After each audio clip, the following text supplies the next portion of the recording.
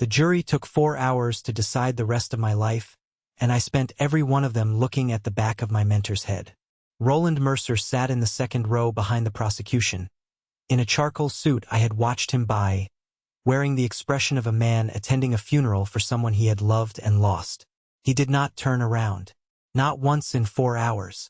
I kept waiting for him to, because some stubborn part of me still believed that if he had to look me in the eye while it happened, he would not be able to go through with it. He never looked. That was the first thing I understood about Roland Mercer that I had somehow missed in 6 years of working under him. He had already decided I was gone, and men like Roland do not look at things they have finished with. When the foreman stood, I remember the room getting very quiet, and I remember thinking that the air conditioning was too cold, which is an absurd thing to think about at the moment your life ends. Guilty on all 11 counts. Wire fraud, falsification of financial records, theft of just over $4 million from Ardent Continental, the company where I had worked since I was 26 years old. The judge gave me 8 years. My name is Adrian Reeve, and I did not take that money. I want to be clear about that at the start, not because I need you to believe me, but because the whole shape of the next 8 years of my life is built around that single fact, and none of it makes sense without it.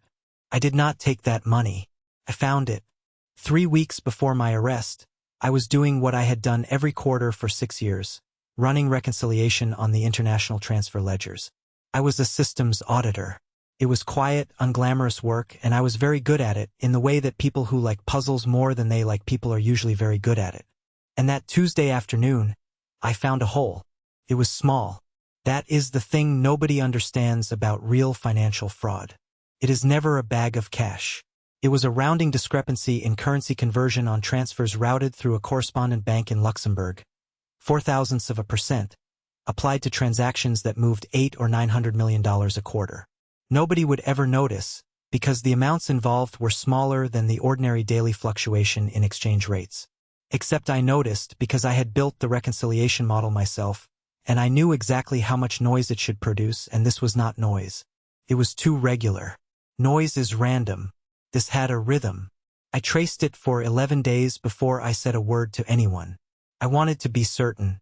And what I found at the end of those 11 days was that the discrepancy had been running for 4 years, that it had moved just over $4 million, and that it terminated in a chain of accounts I could not follow past a shell entity registered in Nevis. Then I did the thing that put me in prison. I took it to Roland Mercer. He was the chief financial officer. He was also the man who had hired me out of a mid-tier accounting firm when I was 26, who had taught me how to read a balance sheet the way you read a face, who had come to my father's funeral and stood at the back and said nothing and then quietly paid for the catering because he knew I could not afford it. I trusted him completely. I trusted him so completely that when I laid out 4 years of fraud on his desk on a Thursday evening and watched his face go through a series of expressions I could not read, and heard him say, "Adrian, this is extraordinary work. Give me the weekend with this before we take it to the board." I did not think anything of it at all. I gave him the weekend. On Monday morning, there were federal agents in the lobby, and they were there for me. Here is how the frame worked, and I want to explain it properly, because the elegance of it is the reason I could not undo it for 5 years. Roland did not fabricate a crime. He did something much smarter. He took the real crime, the one he had been running for 4 years, and he simply changed the name attached to it. Every fraudulent transaction had required authorization from a credentialed systems account. For 4 years, that account had been a ghost, a legacy administrator profile left over from a migration, technically active, attached to no living employee. Perfect for what he was doing. Untraceable because it belonged to nobody. Over that weekend, Roland attached it to me. Retroactively, through a records amendment that made it appear the ghost account had been reassigned to my employee number 4 years earlier during that same migration. One document, one signature, his own as CFO, which was entirely within his authority. And in an instant, 4 years of transactions authorized by nobody became 4 years of transactions authorized by Adrian Reeve. Then he sweetened it. He moved $190,000 from the Nevis entity into an account opened in my name 18 months earlier, an account I had never opened at a bank I had never used, with a signature that a handwriting examiner would later testify was consistent with mine, which is the kind of phrase that sounds like proof and means almost nothing. By the time I sat down in that courtroom, the story was airtight. A systems auditor with administrative access, a 4-year theft authorized under his own credentials, and $190,000 sitting in his own account. And the only person who could testify that I had brought the fraud to him voluntarily, 11 days after finding it, the only witness to my innocence, was the man who had framed me.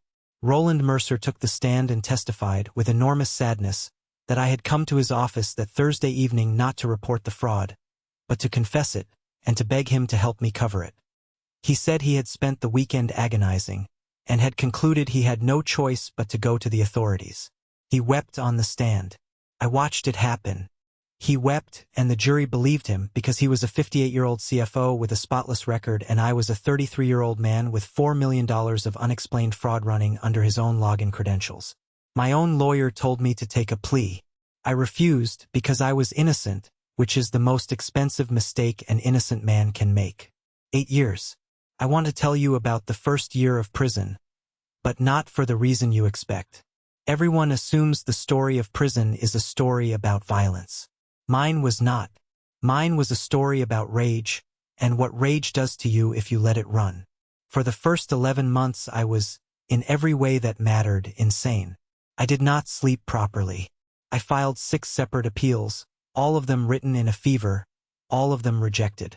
I wrote 41 letters to Roland Mercer, and I know he received them because none were returned. I replayed that Thursday evening in his office 10,000 times, and every single time I said something different, and every single time it ended the same way. I lost weight I could not afford to lose. I got into 2 fights, neither of which I started and both of which I deserved, because I had become the kind of man who was looking for somewhere to put all of it. What saved me was an old man named Walter Boyd.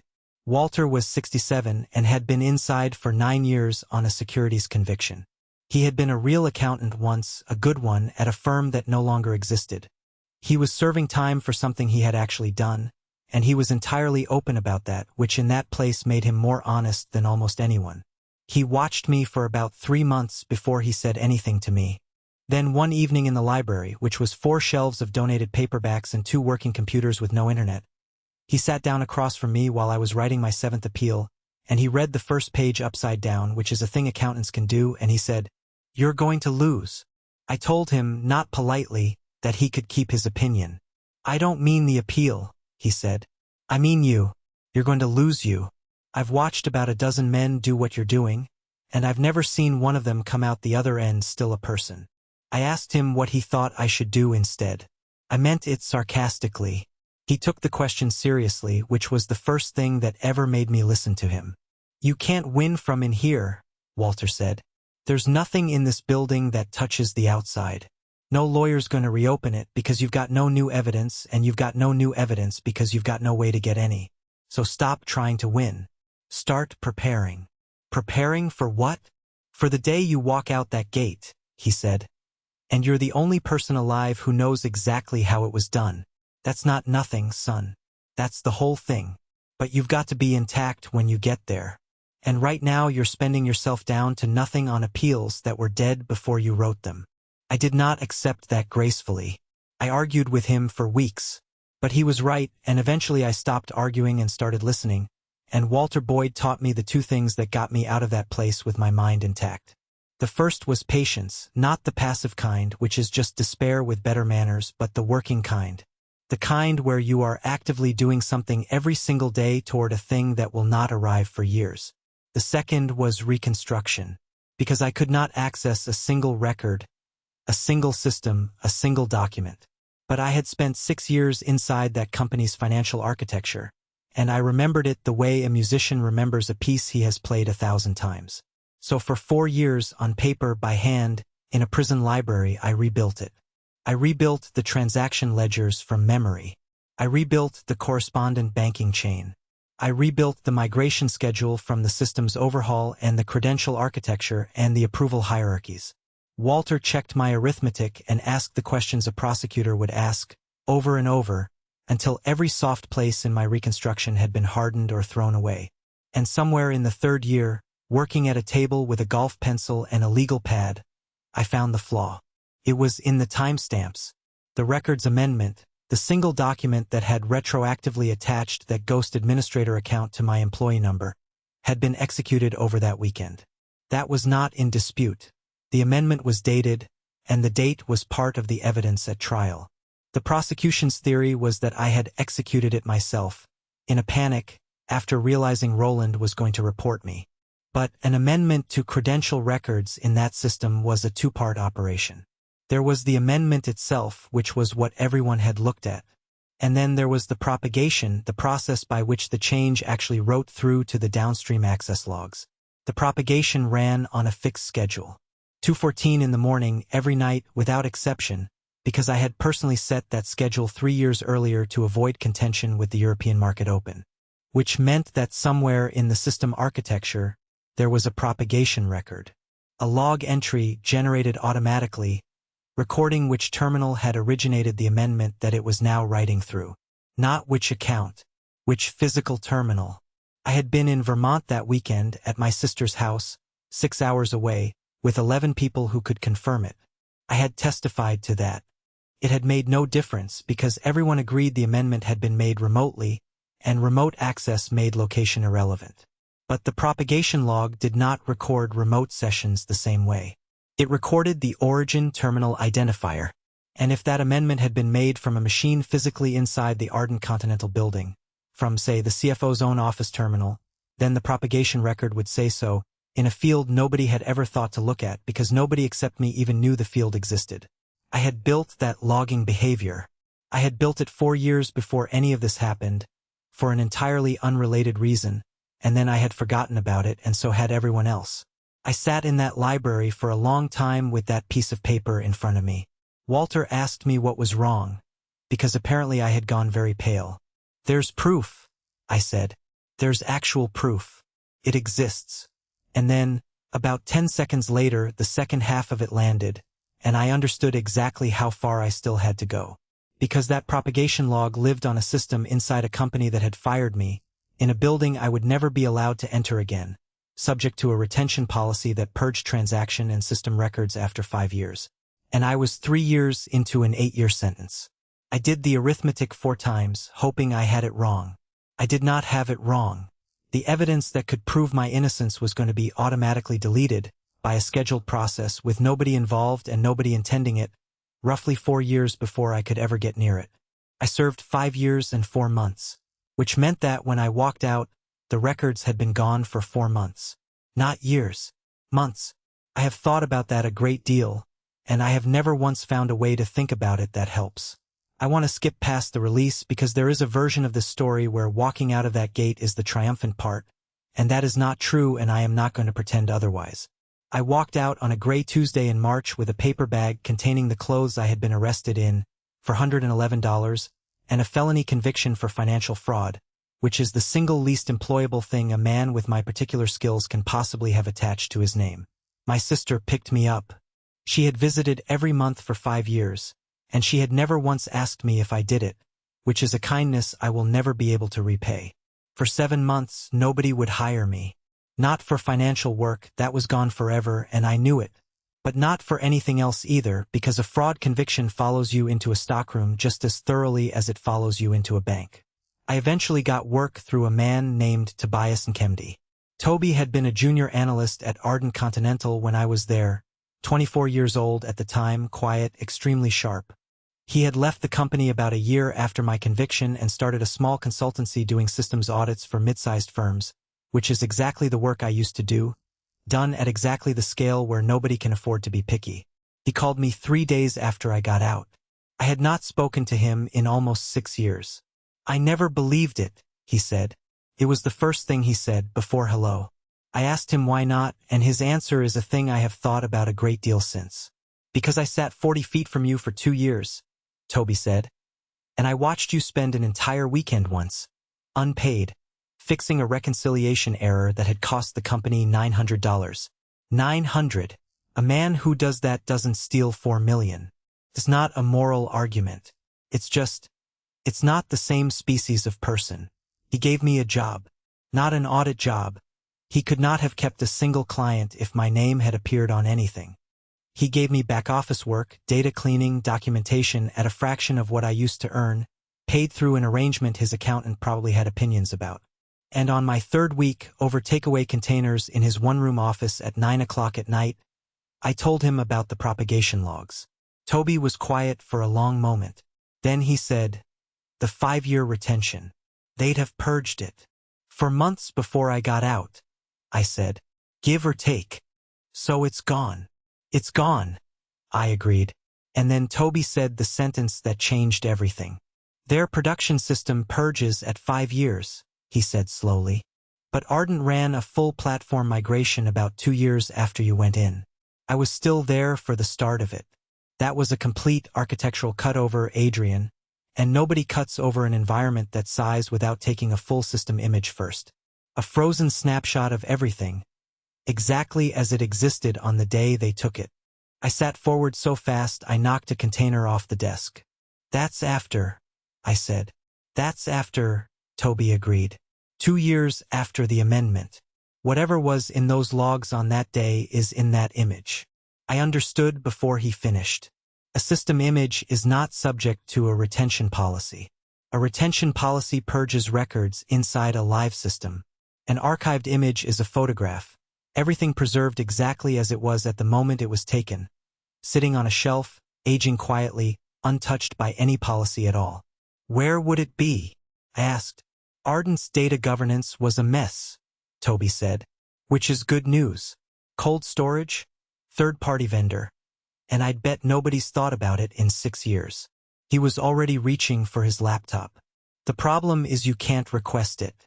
You have no standing, no counsel of record, and the second Mercer hears the word archive, he'll find a reason to have it destroyed." He was right, and that is the moment where the story could very easily have ended, with proof that existed on a shelf in a box that I had no legal power on earth to reach.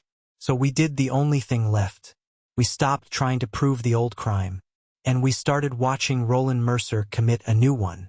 Because here is what I had understood somewhere around year 4 in that library, and what Walter Boyd had helped me see clearly. A man does not run a 4-year fraud, get away with it perfectly, destroy the one person who found it, and then simply stop. Roland Mercer had left Ardent Continental 14 months after my conviction, with a glowing reference, a substantial payout, and the reputation of the man who had heroically uncovered a massive internal theft. He had gone to Halvern Group, a private logistics financier about a third the size, as chief financial officer. And what I knew that nobody else on earth knew was exactly what his fraud looked like. Not roughly, precisely. The specific mechanism, the rhythm of the skim, the 0.004% signature, the preference for correspondent banking in low-visibility jurisdictions, and above all the architecture, the use of an orphan credential as the authorizing identity, so that the theft, if discovered, would belong to nobody. That is a fingerprint. Frauds have styles the way handwriting does, because they are built by a specific mind solving a specific problem in the way that mind finds elegant. Toby's consultancy did systems audits. Halvern Group was, in size and sector, exactly the kind of firm his consultancy served. It took 9 months to get in the door, and I had nothing to do with any of it because my name could not appear anywhere near it. Toby pitched them twice and was turned down twice. On the third attempt, he got a small engagement, a limited review of transaction integrity controls, the kind of unglamorous compliance work a mid-sized firm buys to satisfy a lender. Roland Mercer signed off on the engagement personally. He had no reason not to. Tobin Kemdy had been a 24-year-old junior analyst 6 years earlier, in a different department at a company Roland had left. I doubt he remembered the name at all. What Toby found in 11 weeks was a rounding discrepancy in currency conversion on transfers routed through a correspondent bank, this time in Cyprus rather than Luxembourg, for thousandths of a percent, running for 2 years and 7 months. Authorized by a credentialed systems account attached to no living employee. He had done the exact same thing. Same mechanism, same signature, same architecture, right down to the decimal place. I remember Toby calling me at 11 at night and neither of us saying anything for about 15 seconds. Then I said, "Don't touch it," because I had learned something extremely expensive about what happens when you bring a fraud to the man running it. What we did instead took 4 months, and it was the most careful thing I have ever been part of. We did not go to Halvern's board. Roland could manage a board. We did not go to the press. A convicted fraudster and his employer alleging a conspiracy against the man who caught him is not a story. It is a punchline. We went to a federal prosecutor named Diane Okafor, who specialized in financial crime, and we did not go to her with a theory. We went to her with 11 weeks of documented, contemporaneous, independently obtained audit findings from a live engagement at a company where the fraud was still running right now this week. That was the thing that made it real. I was not asking anyone to reopen a 5-year-old case. I was showing them a crime in progress. Okafor's office spent 7 weeks verifying Toby's work before they believed it. Then they moved carefully and slowly and correctly, in a way I found almost unbearable to sit through, and which was, I understand now, the only reason it worked. They did not arrest him. They watched him. They put a monitor on the authorizing credential and they waited for the next skim cycle, and on a Wednesday morning in October, Roland Mercer sat down at his terminal at Halvern Group and authorized a currency conversion routing that moved $11,400 into a chain of accounts terminating in Cyprus, and every keystroke of it was recorded from his physical machine with his own biometric login, with a federal warrant already in place. Caught in the act. Not reconstructed. Not inferred. Recorded live doing it. And the moment they had that, they had probable cause for everything else. Which is how, 3 weeks later, a federal warrant reached a cold storage vendor in New Jersey and pulled a 6-year-old archived system image off a shelf in a box that nobody had touched since the day it was made. The propagation log was intact. Of course it was. Archives do not care about retention policies. Amendment Origin Terminal, ARDC, Exec 04. The Chief Financial Officer's Office. Roland Mercer's desk. Executed at 11:47 on the Saturday night of that weekend, while I was 6 hours away in Vermont with 11 witnesses. I was not in the room when they arrested him. I have been asked a lot whether I wish I had been, and the honest answer is no, and it took me a while to understand why. For 5 years in prison, I had imagined a confrontation. I had scripted it 100 different ways, the things I would say, the moment he understood, the look on his face. Walter used to listen to me describe it and say nothing, which I mistook for agreement. What I actually wanted, it turned out, was not to be in the room. It was for the room to exist at all. To have the thing be true out loud, in a place where it counted, with my name on the right side of it. He was convicted on 19 counts. The Halvern fraud alone would have been enough, but the archive propagation log opened the Ardent Continental case back up entirely, and the arithmetic there was substantially worse. 4 years for $1 million and one man wrongly imprisoned for 5 years and 4 months.